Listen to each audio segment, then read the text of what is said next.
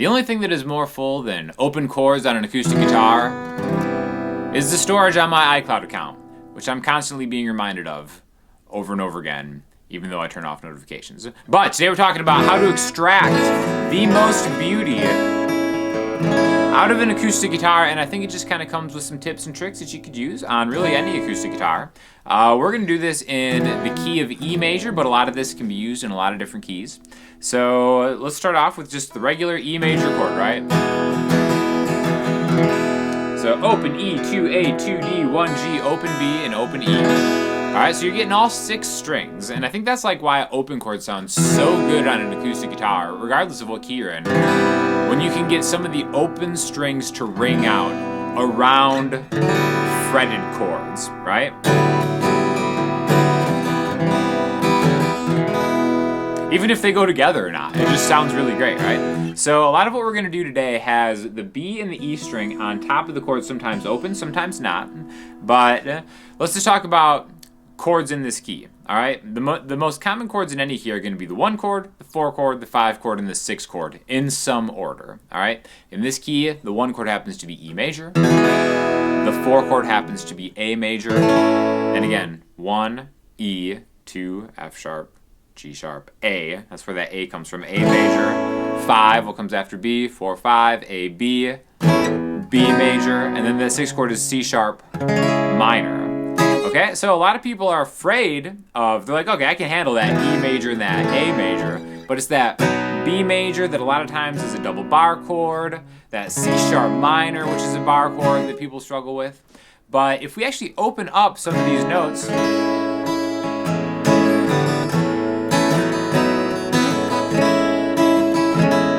we actually get a prettier sound that is a lot easier to play. So that's gonna be the first kind of tip that we're gonna do, okay? And I talked about this in my Secrets in the Key of E video, but real quick refresher on that is just, here's that A major chord, right? So open A, 2D, 2D, 2G, 2B, and open E. And again, you can even hit that low E string in this. It doesn't have to be, even though our root note is an A, open A, we can still have a bass note that is an E, because E is a note in an A major chord, and again, E is always going to sound right over pretty much anything in the key of E. So we can just take this shape and move it to the B, right? So now, yeah, you're right, I have an A, an open A, and open E's around this B major triad, which is just 4, 4, and 4 on the D, G, and B strings. But it sounds great because I'm getting that resonance, that full-bodied resonance. A, B, and then C sharp minor, okay? And again, this is a great way to maybe always think of C sharp minor, because it's a chord that maybe some people kind of shy away from just because it is a bar chord. But if we just take an A major or A minor chord right here, which you already know, 2D, 2G, 1B, and then we just move it, A minor, A sharp minor, B minor, C minor, C sharp minor, and then add some of those open strings. We still get the essence of that chord, that 6 chord in the key, but I'm just thinking in my head, it's like, all right, well, there's an A minor shape, but my pointer finger's on the 5th fret of the E string, right? And again, assuming your guitar is in tune, it's gonna sound great like that. So, 4, 5, 6. One of my favorite sounds is a descending line in a key. So 6, 5, 4.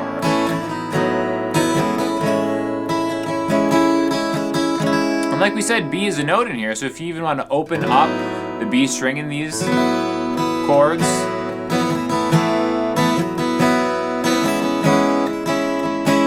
and see how that works? There's where the A was. That's where the B was, and that's where that C sharp was. I'm just kind of grouping these together in E, right? And like, come on, that sounds great.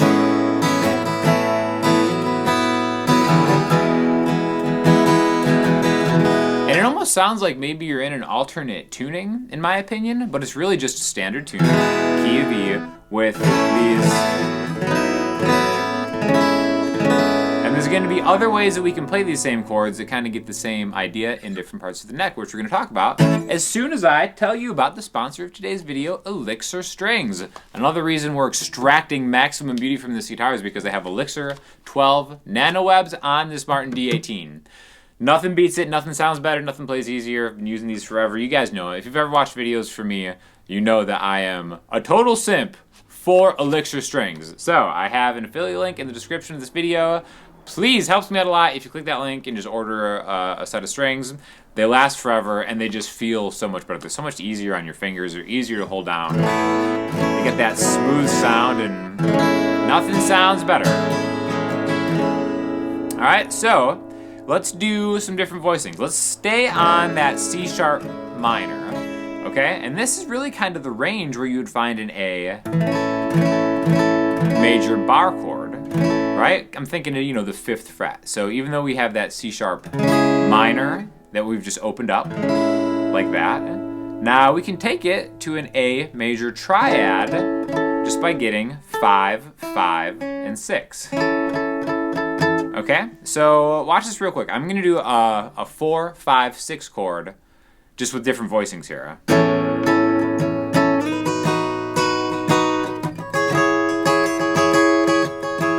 And then I'll go backwards. 6, 5, 4. 6, 5, 4. 6, 5, 4. 6, 5, 4, 1. So we just did that in a bunch of different ways, okay? So I think the easiest way to do that is to use this guy right here, right? Again, 5, 5, 6.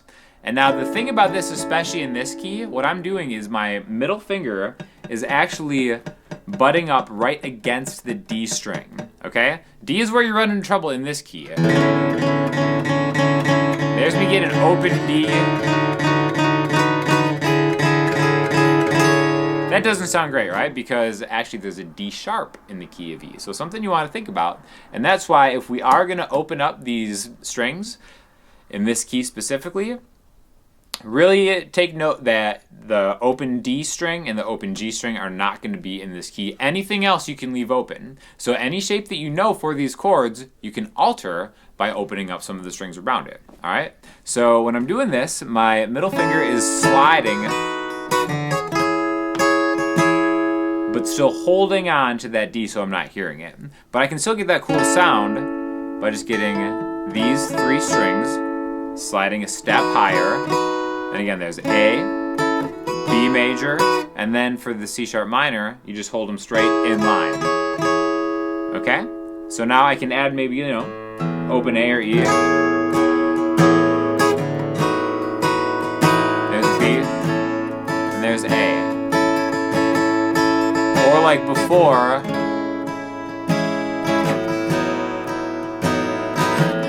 or with that B string open like we talked about before.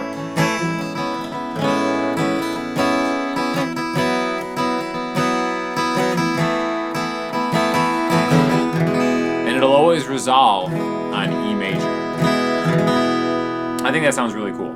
All right, so another good way to think about this, when we've got that descending 6, 5, 4. Let's do a traditional bar chord way just so you can kind of hear the difference.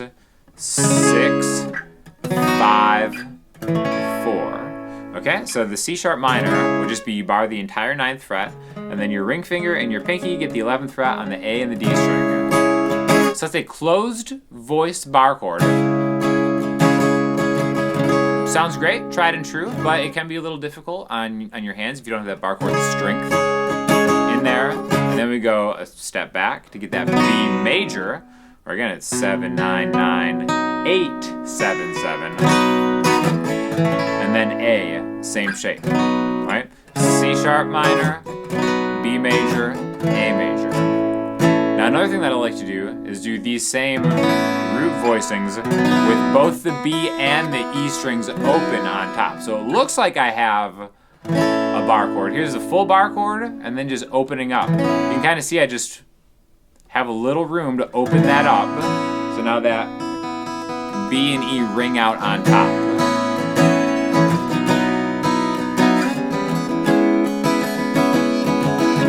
And then for the C sharp minor, I'll actually just lose the bass note here, and then I'll get that open E, 9A, 9D, 7, or 11A, 11D, 9G, and then open B and E. And that's such a cool replacement of like a 6 chord. 6, 5, 4. You can leave that open E string open the entire time. 6, 5, 4. Or I can use, you know, this.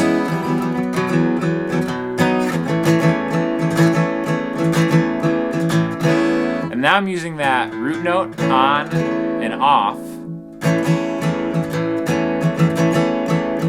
as an inflection, essentially, right? And you do the same thing with the high string if you want, you know?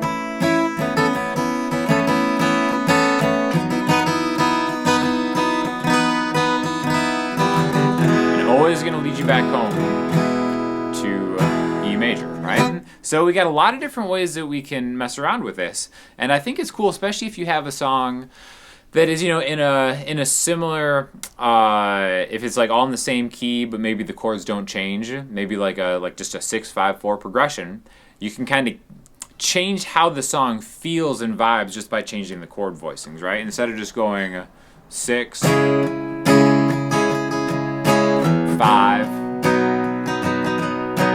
4. You know, maybe that sounds good, but we could add some techniques like palm muting to it to kind of bring it down. And then we can use the same thing that we learned to maybe gently hit it with the open strings a little more.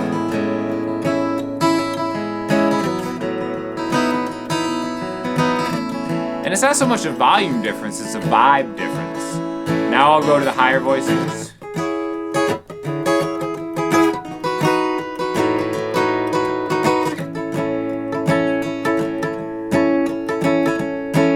And then I'll go to the full bar chord.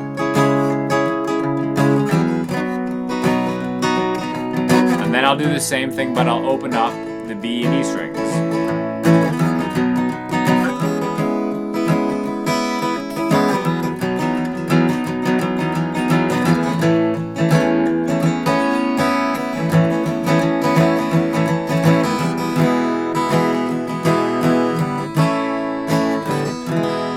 Now the last thing I want to talk about is I want to take those triads and I want to talk about maybe some cool lead things that maybe you can do it, or just kind of like lead, not even necessarily lead playing for soloing, but you know, just for like chord inflections. So when you see shapes like this stacked on top of each other, I think there's a real teachable moment here. So when I say they're stacked on top of each other, I have 5, 5, and 6 from the bottom up. Then a step higher, everything's a step higher. 7, 7, and 8. And then 9, 9, 9. Okay, so I have really 3 different notes on each string that change in a movable way. So let's just focus on the G string's notes here, right? I've got this, this, and this. Well, I could go, it's like, all right, well, these are notes that could be from a scale or something like that. Now, it definitely helps to, you know the names of these notes, but as soon as you start thinking of shapes, everything maybe comes together a little clearer. So now let's add what we know about these to the B string. Let's focus on just the B string notes. E, F sharp, G sharp, right? So, okay. Well, that's cool. So now we have, you'll notice that this note and this note are actually the same note from the little mini scale that I just played from here. And then let's take the high E string. We got this, and this, and this makes 5, 7, 9, which is the same as the B string was. The only one that's different is the G string.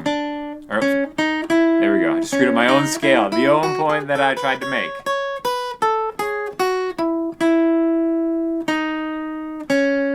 There we go. So now we have all these notes that we know that we can play in any order.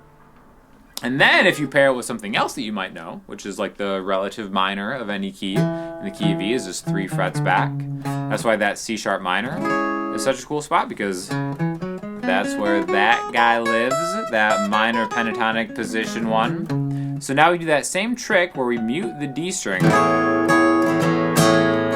strum everything, and then maybe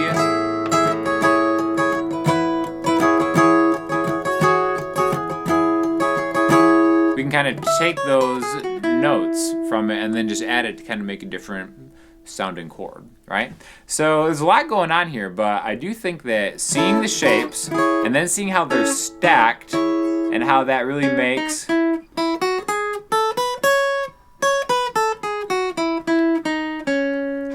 a forward or backward scale that you can use has a lot of utility, because you'll find that stuff in, like, you know, playing, even if you're not playing those notes acoustically, if you're using an electric guitar and you want to know some place to start. Big R, well, I know this is an E, I'm in the key of E here. I know that this is something that can kind of get me into that little 3 notes per string deal. That also, I can go below it. And then that gets me into minor pentatonic, or even like the minor scale, something like that. But all of it just comes from moving these chord shapes around, and then muting that D string, like I said, and then just getting like really cool open sounding stuff.